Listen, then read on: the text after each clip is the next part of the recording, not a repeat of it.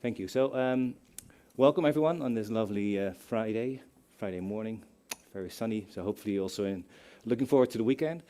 But first of all, I want to share a bit about the story of FHIR Data Exchange and storage combined. I'm the lead data engineer for Logix and also a product owner. And over the last few years, I've been working with FHIR mainly to actually replace and to phase out existing healthcare platforms and actually making them FHIR compatible. So what I want to do in today's sessions, I want to first of all give you a brief introduction, then get the key takeaways on the most recent project that we've been working on, which involves what we call a FHIR platform, and also share a little bit with you the upcoming challenges regarding this endeavor. And before I start, maybe you saw, but I also included a poll for this presentation. So maybe just for you as a hands up, who of you have experience with actually storing FHIR data on servers and actually also working with the interacting with the storage? Yeah. Okay. Thanks. That's good to hear. Sorry, my screen is a bit off, but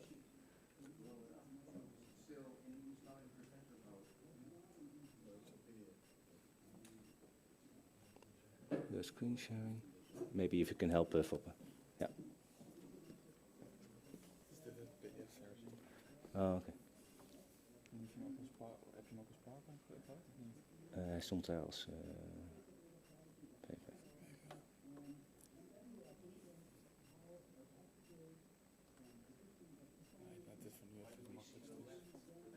Ja.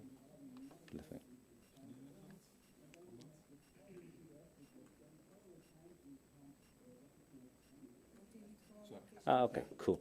Okay, thanks. This one, you don't need that one, right? Or do you? No, I don't need that. Okay. Dus you Die kunnen we weghalen, ja. Okay. move de schermpje dat doen? Deze? Ja. Die kan je kleiner maken. Nee, niet video. Oké, nou dit gaat. Ja, goed. dat gaat inderdaad, anders dan ga je door je tijd heen. Sure.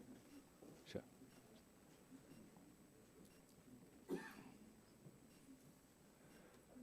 So first of all, short introduction about the company, Logix. We are founded in 2008, and we've been particularly focused on healthcare analytics in terms of within the European market, how can we actually improve healthcare for hospitals?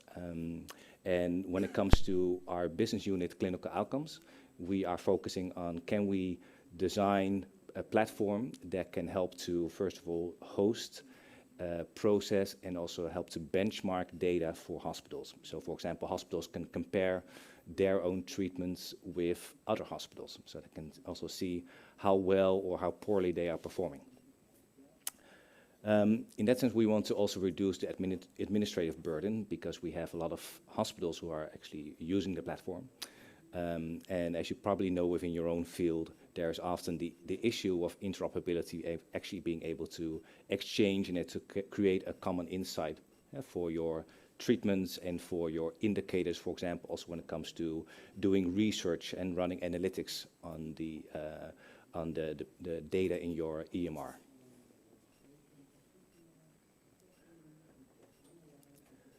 So we have been looking into how can we actually make our platforms, our software programs more interoperable. And I'll explain a little bit more about the current platform that we are using, which are not based on FHIR. So here are a few of the key takeaways that I want to share with you. It's a platform that is still in development, so there's still a lot of ifs and buts to look on. But we've now been into this process for about 1.5 years, and also would like to already share you the things that we accomplished, and also the questions that have arisen, which may also be relevant for your use cases.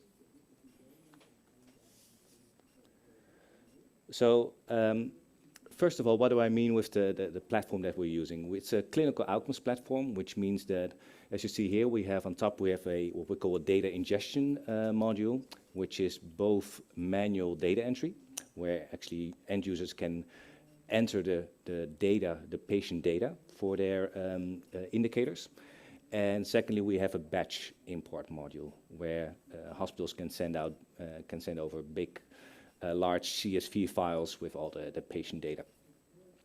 Then, in order to do research, to run analytics, we have for each clinical registry, we have what we call a definition. So a registry can, for example, be about breast cancer or can be about diabetes, a particular disease case.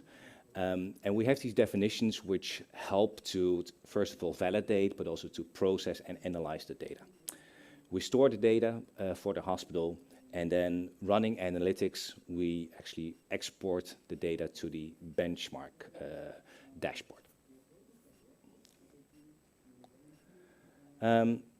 However, this platform, this clinical outcomes platform, was built in 2012, which also was actually the year that FHIR actually just started off the ground running, but of course in 2012 there wasn't like really a FHIR standard yet. So this platform was not built on using any international standards or any, the definitions that were made didn't require any knowledge about standardization in healthcare. So, for example, you may in the Netherlands you may be aware with the ZIPs, the healthcare information models. Those were not used. No SNOMED coding was used. Any of those. Another thing that we ran into is that when a registry definition changed, the actual data was being converted. So we had these annual cycles where we say like, well, for 2021 we want to define weight in a particular manner. But in next year, we want to define weight in a different manner. So we actually convert the data rather than running different analytics.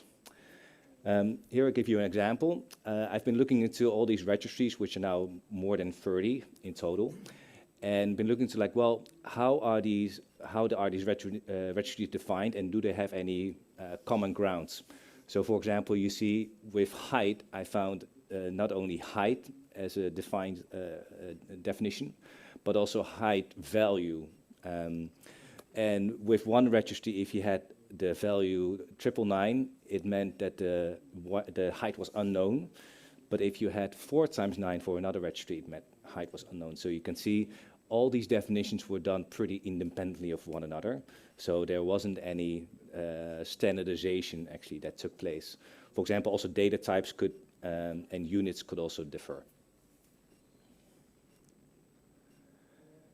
So throughout the last, especially few years, I must say the healthcare landscape has also really, as you know, made a push towards interoperability. And especially in the Netherlands, we have some recent developments regarding legislation that is pushing towards interoperability. For example, you have what we call the WAKES, which has been recently been approved, which also wants to use FHIR as a standard for data exchange. And we have also financial, the government's also handing out financial support for hospitals in order to actually get their interoperability up to par.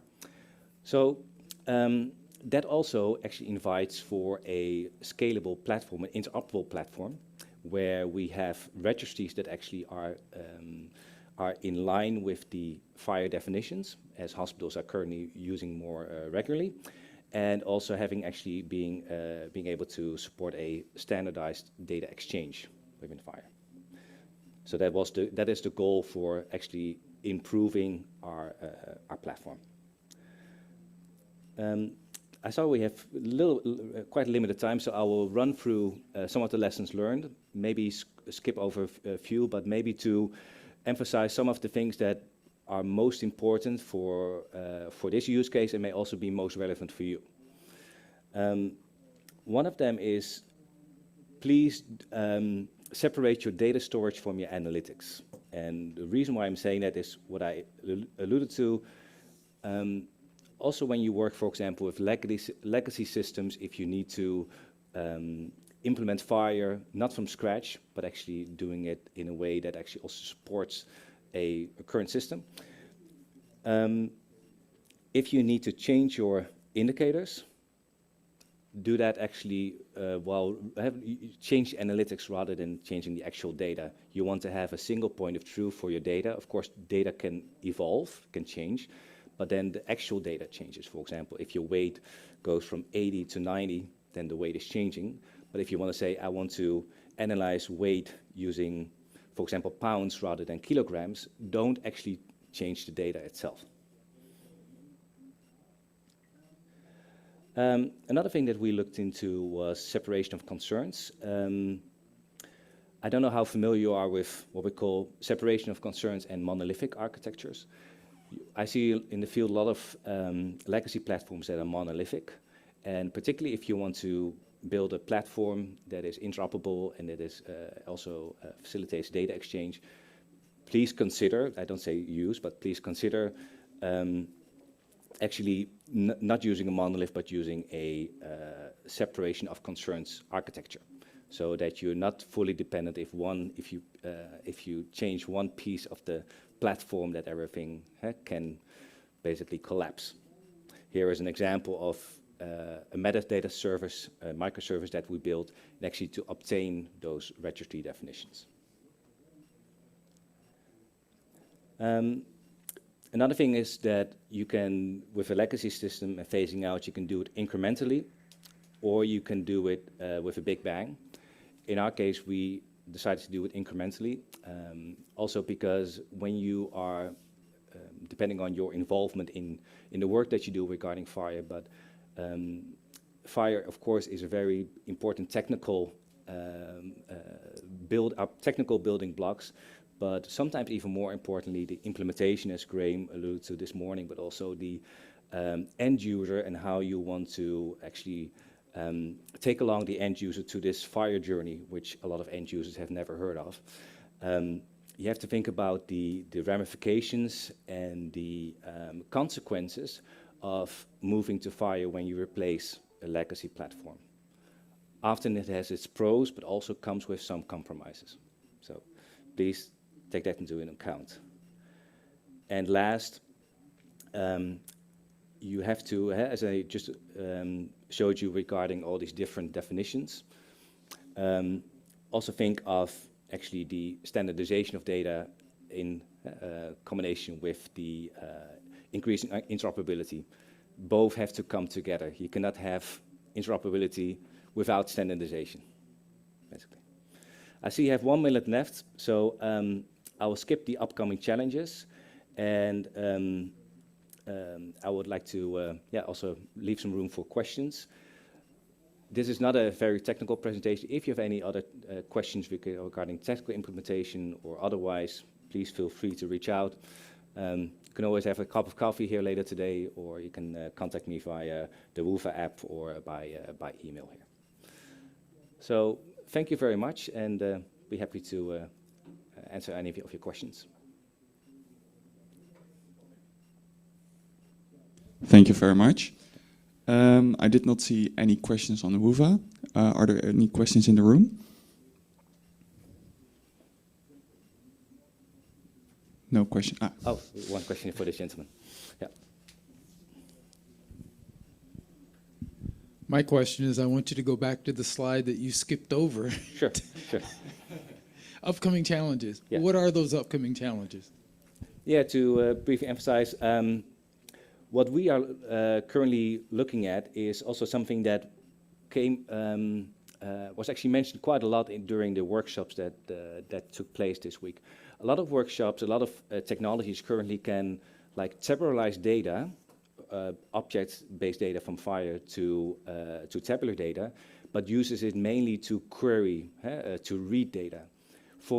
If you want to work with a platform where, for example, you also have application management and maintenance tasks being able to run, then you also need to be able to write the data. Because, for example, let's say you have a batch import, and the batch import, something goes wrong, you have to remove that data from the batch import. you need to do that actually running commands on your FHIR repositories, right? But if these are particularly complex operations, you need to think about, I do want to tabularize my data, then actually using some kind of SQL parser or SQL command to change or to execute the operation, and then turning it back to object-based data. This happens often with legacy systems that are mainly built on SQL based on Postgres databases, where a lot of maintenance is done purely using SQL. So that is one of the challenges that we are facing. Do we just run API queries on our repositories, or do we actually want to facilitate all the current like low-key maintenance tasks that are running on the legacy platform?